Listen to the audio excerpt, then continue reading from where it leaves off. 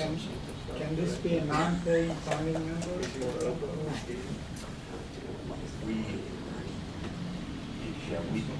I don't see why not. So For example, it the would have person to that be- would not pay a fee. Right, it would have to be set up in Then the there would bylaws. be, yeah. Now, this is something to look at. For example, NIST wanted to join this organization, but they would not be paying any fee. It's a federal government institution. So this kind of organizations, you need to give a way of giving the founding membership, otherwise you cannot draw the name. So for example, the NASA, the government membership category in CCAM, which NASA is one of those, they had a non-voting seat on the board, and they are not required to pay a fee. Yeah.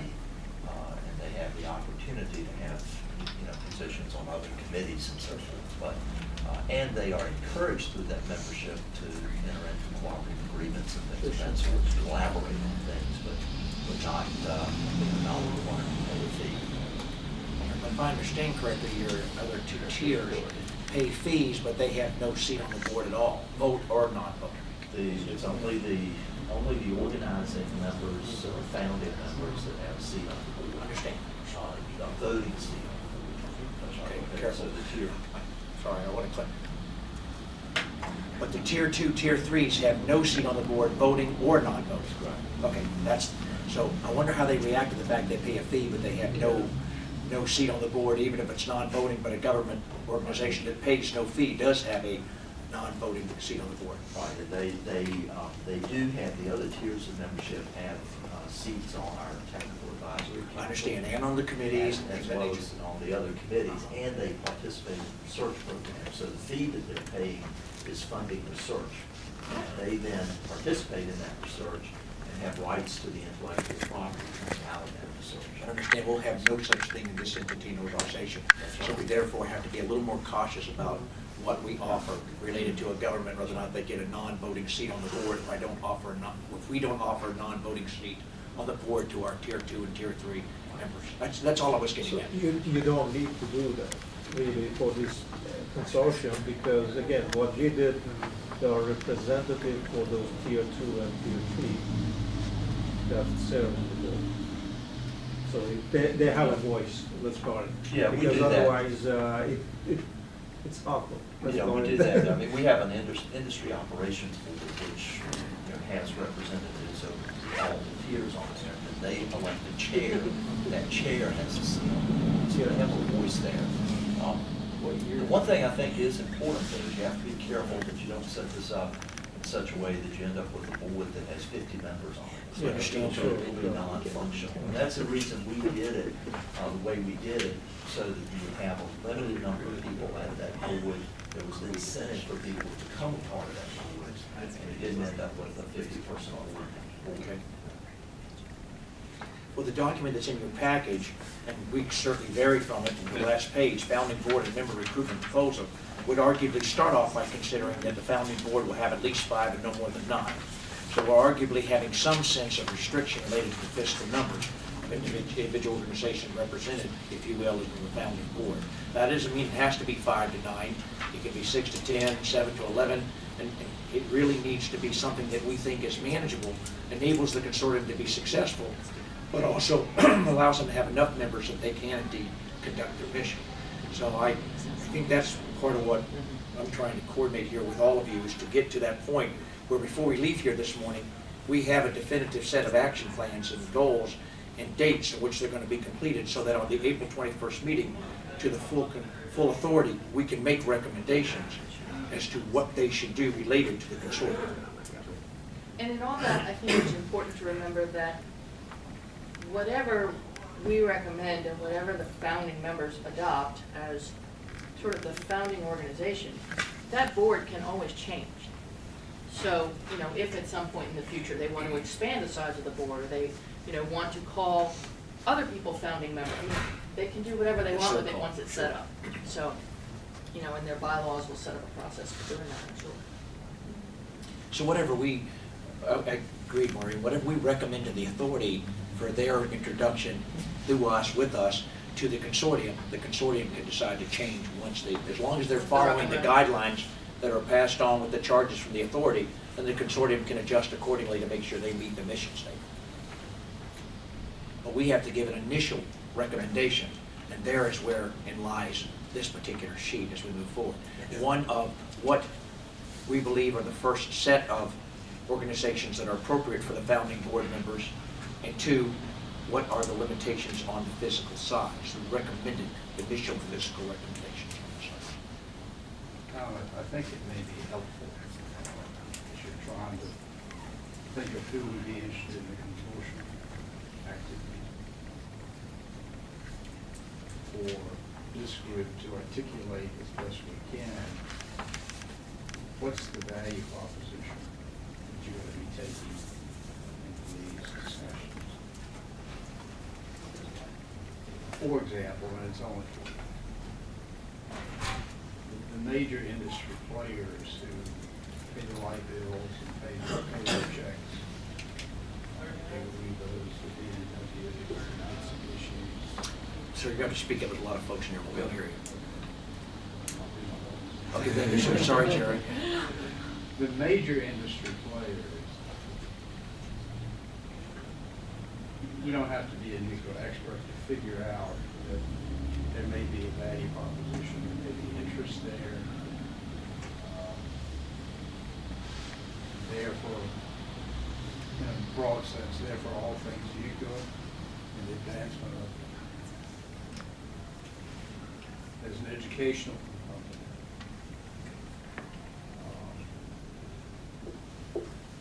There's other components related to,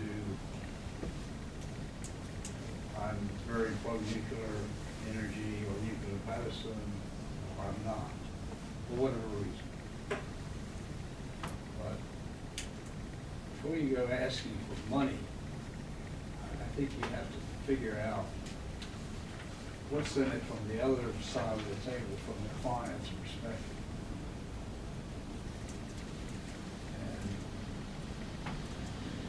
And I look at immediate goals, I look at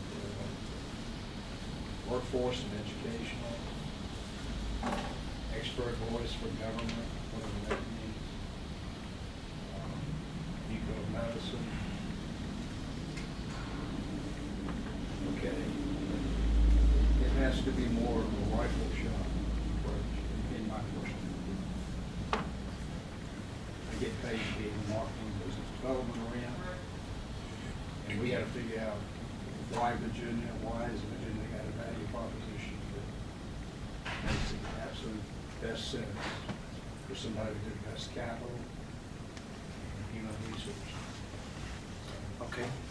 Then we'll take an action to develop a value proposition predicated on the goals and objectives and what this initial entity was set up for to do, so that we have your, I'll call it your rifle shot, the one paragraph, like the elevator speech that says, why should you want to be a part of this consortium and why would you want to donate, as you said, financial and human It capital? depends on who you are. So I'm going to try to develop a global enough one that gets them all. And I really don't, we can't write that by committee. It's been my lesson that you don't ever write anything in committee. You make the assignments you're at outside of, you bring something for them to consider. Otherwise, we'll be here all day, we'll accomplish none of the goals we have in front of us. So with your indulgence and permission, agree totally with your point. Let's just take an action to write the value proposition. And if you want, I'll take that. Because I know as a company owner, I'm going to have a value proposition to move forward. As the president of the American Nuke Society, as any entity and organization is going to step up, as you said, and engage in this, they're going to need to see what is that return on investment for my entity and organization. And it's going to differ as to whether it's Dominion, or whether it's Generation or B&W, or it's Virginia Commonwealth. They're all going to vary. They're going to have a common thread and theme, all about the advancement of nuclear science technology, the education, the environmental impacts, the relationship of ensuring that we are providing a greater quality of life for humankind in the state of Virginia. So it won't be difficult for us to create that because all those things are true. And I would suggest agreeing also that Jerry's right, and I do think we have some entities who have representatives on the authority who are probably the most enthusiastic about the opportunities that the consortium will offer to their businesses, institutions, and organizations. And reaching out to those folks is probably a good first step in developing that statement. And of course, your company, Don, in particular, I mean, you were one of our most enthusiastic cheerleaders going in. And, but of course, Santa makes Marshall me as that way. well. Huh? Sama makes me be that way. She makes us all do that. But yeah, I really believe in this, and I think it's really exciting what we're doing. And Jerry, I couldn't agree more. So we'll reach out to all the people, get that kind of input, and then make a recommendation to the authority at the meeting on the 21st of April about what that, and then we'll dialogue that there as to what is the best single value proposition statement that encompasses all the entities and organizations that we can think of that would arguably want to be and should be a part of this consortium. But, Don, are you going to, my understanding was you were trying to identify members That was going to be are our we next going step, to? yes. So, I think it's my belief, and guys, help me if I get this wrong, that we should come out of at least a set of 5 to 9 entities and organizations that we believe should be approached by this special recruitment committee that we're going to establish to recruit, to become the, if you will, the founding organizational members. Founding consortium members, forgive me. So that's where I was with you guys, as to asking you, who do you think those companies are, organizations are? Forgive me for using the word companies. so I'd like to follow up with Jerry's comment. I think really we need to make sure the organization that have vested interest and vested effort into this business, really, because these are the ones that have energy, enthusiasm to do this. So therefore, you know, as a Virginia Tech, we are starting a nuclear energy program, and we definitely want to be a part of this consortium because it would, we have a lot of needs, a lot of issues that we have to take care of on facilities and educational programs. And I know some are similar. So that's really, the companies, you look at Empower, B&W is a major entity, Dominion is a major entity, Reba. I mean, these are the industry education systems that we really need this. In other words, we have the universities or the companies have invested in interest in this activity, and we have all the energy and needs to be part of it. So that's really, I would recommend that we look at this first and then move on and add more members depending on their interest. Now, understand, my question, however, was asking about those that are the founding ones that are arguably going to make the biggest commitment of financial funds in the beginning, especially startup funds. So did I hear you say that Virginia Tech would like to be one of those? Obviously, I cannot say that. I just want to make sure that I don't mistake what you said. If my name was different, maybe I could, but. I think he said they should be called. Yeah, sure. No, it really, I think you may, I agree money is important, but there's another more important thing is the interest and the needs and involvement. I mean, I have a lot of interest in this, why I'm sitting here. So it really, you should have the founding member, people who are really engaged in this, as opposed to just there for, you know, whatever. But so really, I think money is important, though but you have to be careful with universities. You know, we have a few universities here. Generally, we don't give money, we get money, correct? Yeah, it is really, it's just, but anyway, I. When the consortium is formed, make no mistake about it, it'll be made up of a number of entities and organizations, some of which will play their role by providing financial support, others which will play their role by providing the excitement, the inertia, Sure. the individuals, the human capital, and we recognize that not everybody's created equal and can do the same. So that which we can get from Virginia Commonwealth, Virginia Tech, University of Virginia, is not the same that we can get from maybe Huntington Ingalls or Riva or B&W or Dominion. Understand that totally. But we need both. The Yeah, fact no, I is, agree. no matter I'm what not kind of saying- human capital I have, I can't Sure. accomplish my mission if I don't have the financial capital to back that. All for it. Okay, Yeah. so from a business standpoint, I would think that that's where we'll start forming our founding members that can change later on. our founding board, if you will, of the consortium from those that are in a position right now to financially support the startup funding and the other activities to get us up and running in 2014 so that we can meet the missions and responsibilities we've been tasked with by the statute. But I disagree, actually. I think, you know, the university education system has to be on this board. I couldn't agree more. Yeah, What did I say? you cannot workforce, who is going to generate the workforce other than university? So how can you just simply have the companies?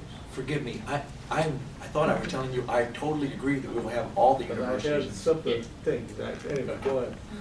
If I heard wrong, then I'm mistaken, but I heard that you just want to get the ones that are paying the money. Did I hear that? So, No, you did not hear that. Maybe it's because I'm at this end of the table. What you heard is that there's a different set of entities and organizations that are going to make up the consortium, some of which can provide the finances, some of which can provide the human capital, but we need both. I agree, 100%. Okay. Yeah, I mean, that's not- Good, that we don't need to engage well, that. I am pretty sure that while the folks in this room might not be able to commit money, that I heard Barry say that, you know, institutions have been known to commit money Yeah, it to depends. undertakings like this, so Sure. it's not off the table that it would be in their interest to Absolutely. commit at the front end. And just as you stated, and I'm trying not to get too specific now, irrespective of how we establish the entities and the organizations now of the consortium, if later on Virginia Tech says, I'm willing to pay whatever that fee is to be a founding board member, then you have every right to become a founding board member if you are willing to pay that fee. You know, well, it seems that we went by the same. Am I missing something? I think I'm missing something, actually, because it seems to me the founding members only can be founding members if they pay money. That's what I hear from you. That's, you just said it. You said if Virginia Tech decide later come in to pay, then they become founding members. What we said was, and it was predicated off the model that was provided by Barry, is that there would be more than one tier of membership in the consortium. And that the highest tier of founding could be, whatever name we come up with it, could be those entities and organizations which provide upfront startup money and the highest level of financial support to the organization. Now, if you've got that part, let me step away from that. I'll go a little bit slower. The subsequent tiers, and that's not that they're not important, their tiers are only predicated on the financial support. The human capital is just as important. So you would still have a seat on the board, and maybe even a voting seat on the board if you were one of the founding entities and organizations, or if you provided some level. We haven't decided what all that looks like. And I don't know that this group can decide that. I think the consortium of the business entities and the other organizations will create it. We should make some kind of recommendation. But now I understand what your concern is that if you step up as Virginia Tech in the beginning, why are you not a founding member? Well, one way to say. Well, if there's a better way. Yeah, well, that's fine. I'm all for keep it simple and Yeah. stupid, so I'm trying to get to No, what it is you that's want me fine. to say. That's fine, Okay. that's fine. I've seen it done in a number of different ways, but typically, when an entity wants to be successful in some activity where they want their mission accomplished, and they can provide the human capital, make it happen, but they can't provide the financial capital, they reach out to those supporters and organizations which can provide the financial capital and give them some kind of quote-unquote honorary position or title to facilitate them doing so. Does that sound consistent with what you were thinking when you did yours? Doesn't mean we can't vary from that. And I'm happy to do whatever you all want. I just think we need to start with some kind of structure and move forward. So, I mean, I think that there is a number of stakeholders that probably will be very interested in being founding members of this consortium. But the amount of money that will be needed is not, I mean, it's going to make a difference. I mean, maybe for entities like Areva or Dominion or Newport News, money is less of an issue, but for a university, certainly it is a big issue. So, do we have an idea of where we're talking? I mean, do we even have a big, like a budget in mind? I mean, I don't know if this is our place and time to talk about this, but I mean, knowing, I mean, like in the SICAM case, you had, I mean, this is a hardware intensive enterprise. I mean, you have to get all these machines and all that stuff. So obviously, you kind of knew what you needed. So in this case, do we even have a clue of what we are talking about?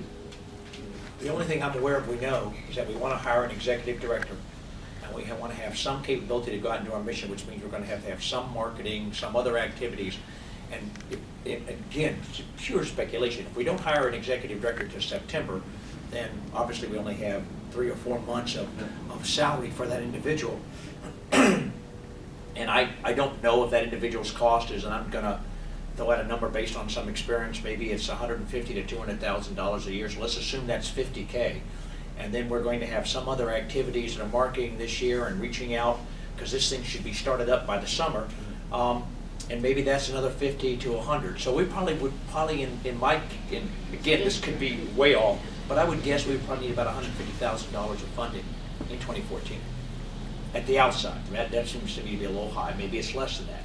But it really depends upon what we want to accomplish in 2014 as we lead into the 2015 year. So that means that whatever entities and organizations we reach out to, we need to be cognizant of what we believe, and I don't think we pin that down, our needs are. Just Sam, that's a perfect point. You know, and as we put together the recruitment committee and as we identify the entities and organizations that we think are appropriate for this, then we can start getting a sense, to some extent, what can they commit? What will they commit? And that's to a certain extent going to dictate what we do too.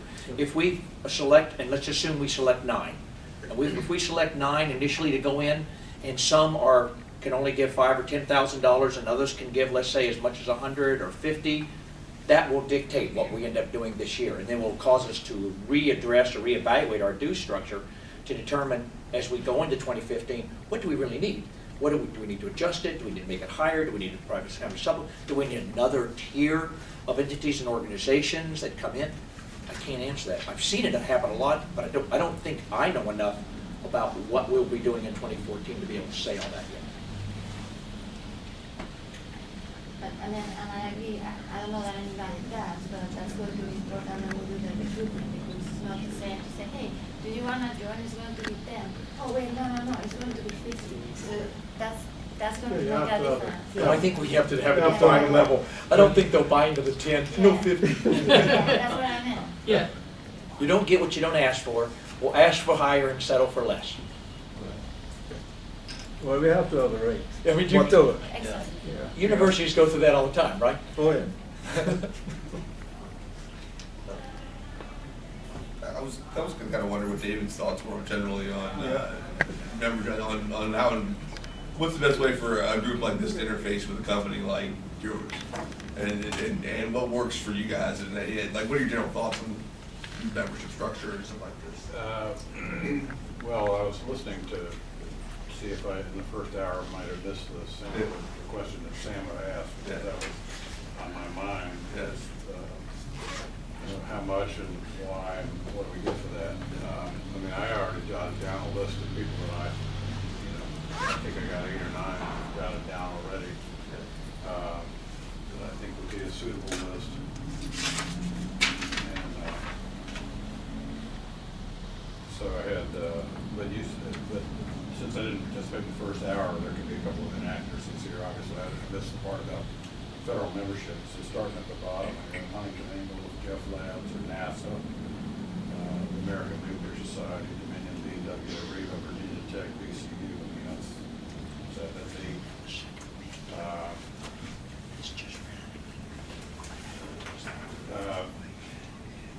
As to funding, it's my first participation in the meeting, so I have to think about. I'm not even.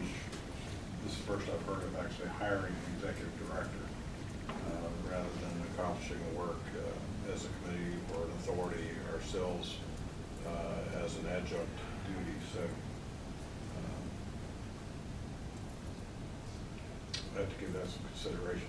What I think I'm hearing from Virginia Tech and VCU is we can't pay, but other big companies can pay, but we all want to be represented. So I think I'm hearing. And I'm questioning in my own mind whether or not that's suitable or And you got some more I mean, I actually, as someone said, depends on the money. Right. You know, the university can contribute, but Right. it depends on what is it we are going to set.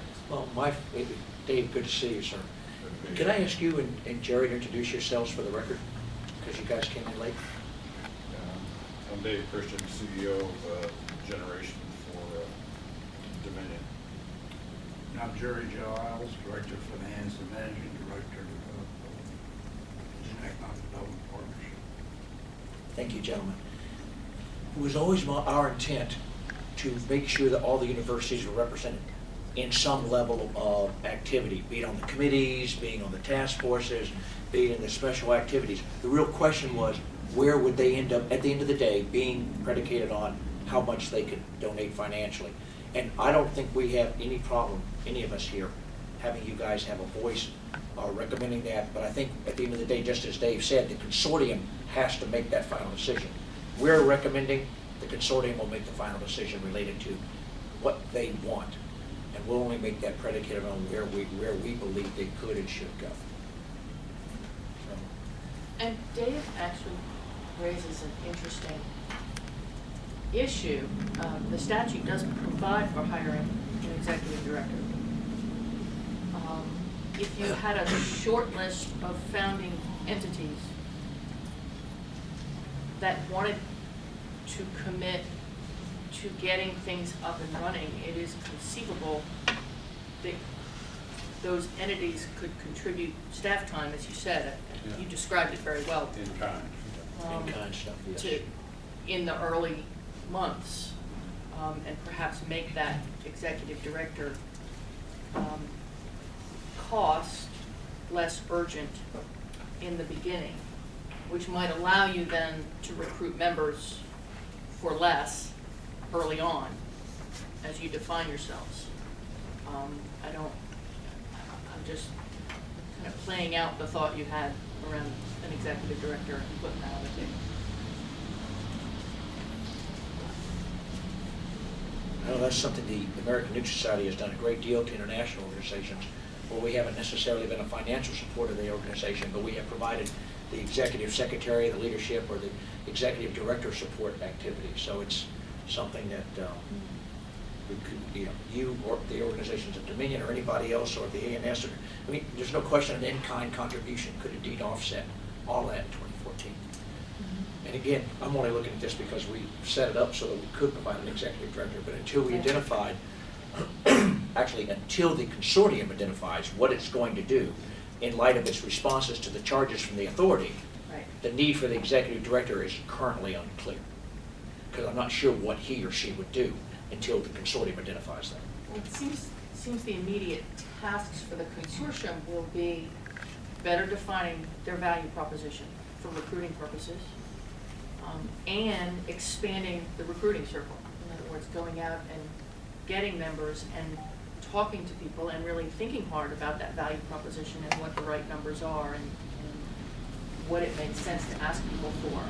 It seems to me that's work better done by perhaps that founding group than us trying to decide it here. And then the task for us becomes recruiting that founding group and whether that includes a financial commitment, some base level financial commitment,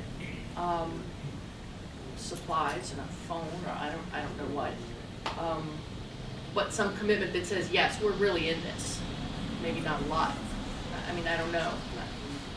Or just those people who will make sure the work gets done and bring their resources to bear. So I'm just trying to, so for this group today, talking about who we reach out to become the founding entities for the consortium. Is there any restriction that they have to be from Virginia? Yes, I would think. Yeah, well, I'm just questioning because Not legally that I'm aware of, but our mission is such that that's what we Because would market to. companies, Rivas and BMWs and so on, they are international. They serve international market. So So question here,